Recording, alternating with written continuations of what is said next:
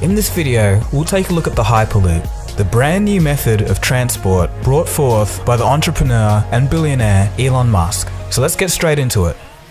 First of all, what is it? Well, in broad terms, it's a fifth mode of transport.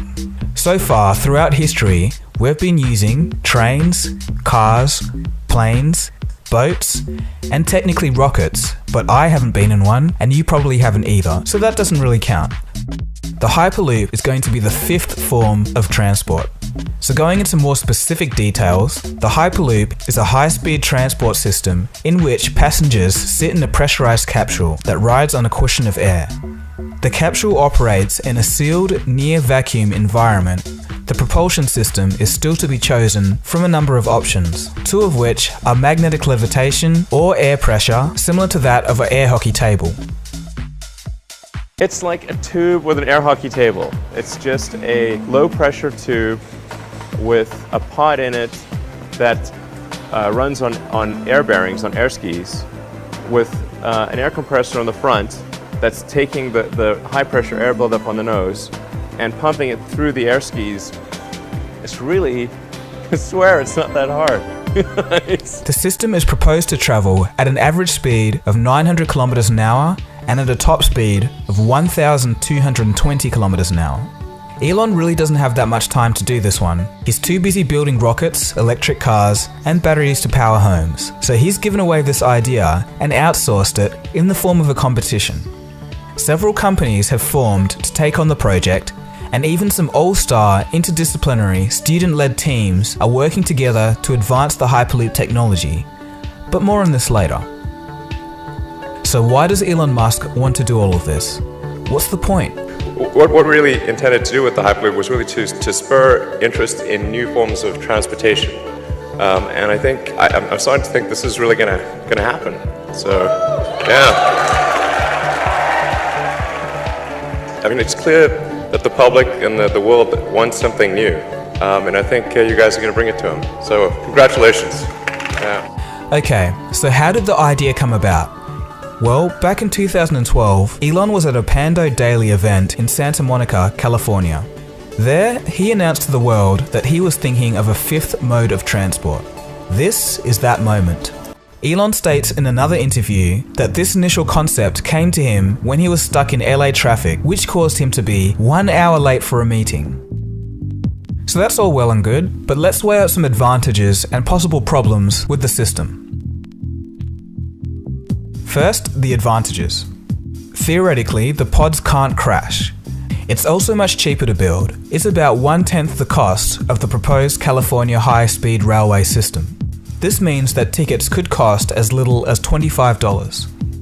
It's also a lot faster. You can basically get from downtown LA to downtown San Francisco in 30 minutes, and it would take about the same time to get from Amsterdam to Paris. Just as a side note, for distances longer than that, it's actually more economically viable to use a supersonic jet. It's also extremely energy efficient due to solar power utilization. In fact, the Hyperloop could generate more power than it consumes as a closed system. So technically, the whole thing actually acts as a power generator. Okay, so let's move on to some possible problems. Here are some thoughts from the critics of the Hyperloop. They say that the experience could be frightening because passengers would be in a narrow, sealed, windowless capsule inside a sealed tunnel. Also, the fast acceleration and noisy vibration could cause motion sickness. There are also logistical questions regarding how to best deal with equipment malfunctions, accidents, and emergency evacuations. Finally, the costs may be higher than anticipated. Solar-powered and travels at 1,200 kilometers per hour. What do you do with your spare time? I'm washing dishes. Well, number 5. Comparisons to Futurama and the Jetsons are inevitable. Oh boy, the boss sure sounded mad. Okay, an elevated train propelled by electromagnets in a tube with very low air pressure, but still a train. Why? In very simple terms, the Hyperloop is basically a levitating train in a quasi-vacuum tube. Crosstown Express? The low air pressure in the tubes means that there's very little air friction in them. Woohoo! Yeah! Which is one of the main obstacles to high-speed travel.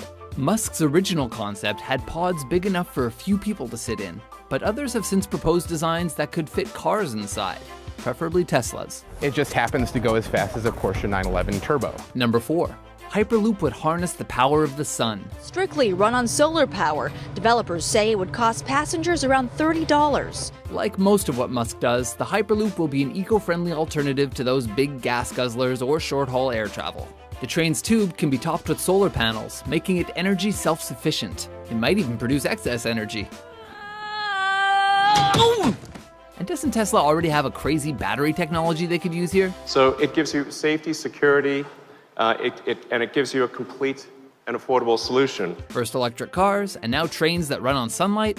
It's like this Musk guy isn't even trying to destroy the Earth. But you're trying to do good things and you're a billionaire. I mean, Yeah. that seems a little bit like either superhero or supervillain. Number 3. Its engineering is still untested. Los Angeles to San Francisco in just 30 minutes, half the time it would take in a plane. While it sounds like the perfect intercity transport solution, Hyperloop comes with its own set of little hitches and limitations. We know that once we're ready, we're going to be building several of them. For instance, low-pressure tube systems like this, in theory, could very easily depressurize, or subject passengers to crushing G-force at every bend. Probably coming as a bit of a surprise to him.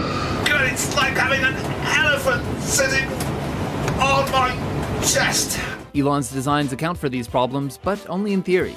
Even though it was Musk & Co. that first put forward the idea, other companies have sprung up to try to make this a reality. Hyperloop Transportation Technologies, aka HTT, is planning a pilot project in California, and a test track is currently under construction in Nevada. These smaller scale Hyperloops will allow engineers to test systems and refine designs.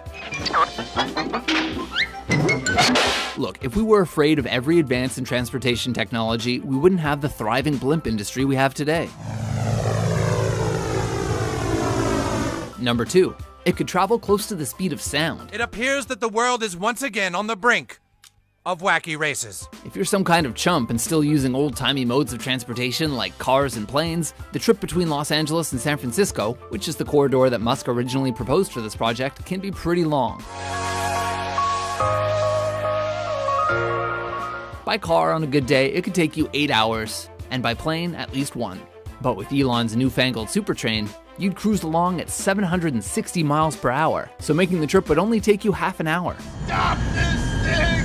We can't stop. It's too dangerous. We've got to slow down first.